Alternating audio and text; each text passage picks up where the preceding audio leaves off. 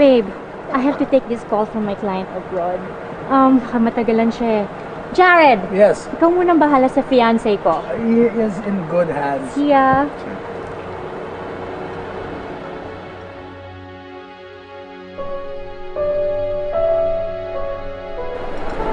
Thank you.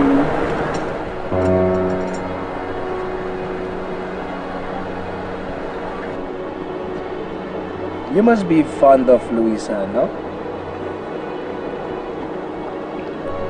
You know? I mean,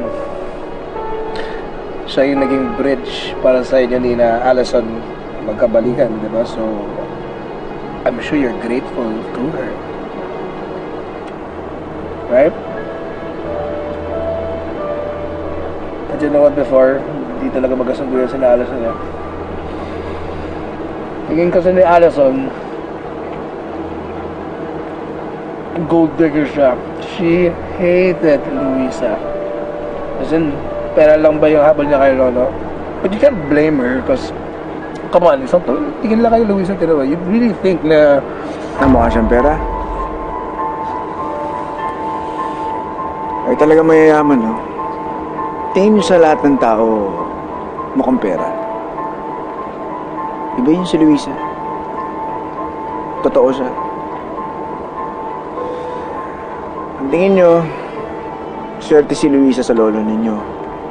Ang totoo niyan, ang lolo ninyo ang swerte kay Luisa. Dahil tapat siya. Dahil kung hindi, malamang naagaw na siya. Ikaw ba?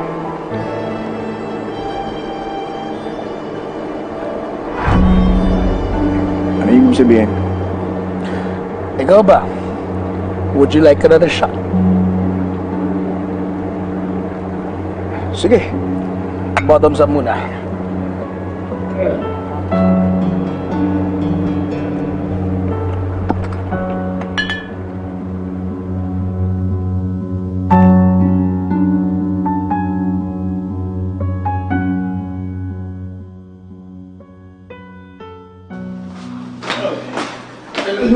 Perfect. Please open, please. Okay. Huwag ka muna umalis, please. Okay. Can you help me with this? Kaya tawagin ko lang si Allison. Ako natatawag. Wait, you're the nurse. Do your nurse thing. Ako tatawag kay Allison, please. Let me just...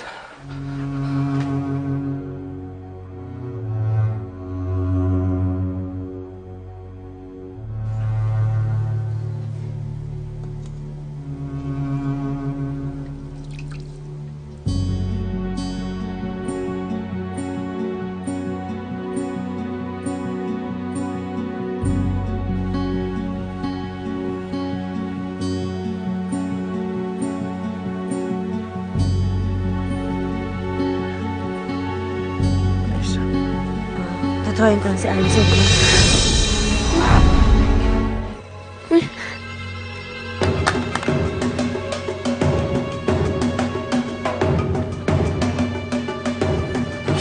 Tatawain ko lang si Allison na para siya na mag-asikaso sa'yo. Luisa.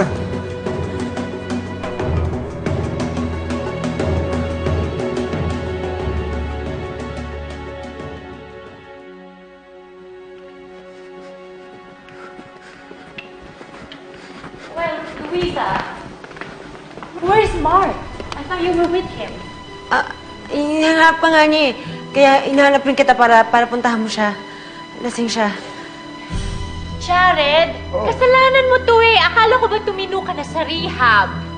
I know. It was supposed to be one day, but I wanted to get to know your fiancé, my future brother-in-law. Siyempre, gusto kong malaman ko na talaga yung mga gusto niya, di ba? So, what did you find out? Hey, if you have to ask me, man, trust issues mo na yan. You better get to know him better.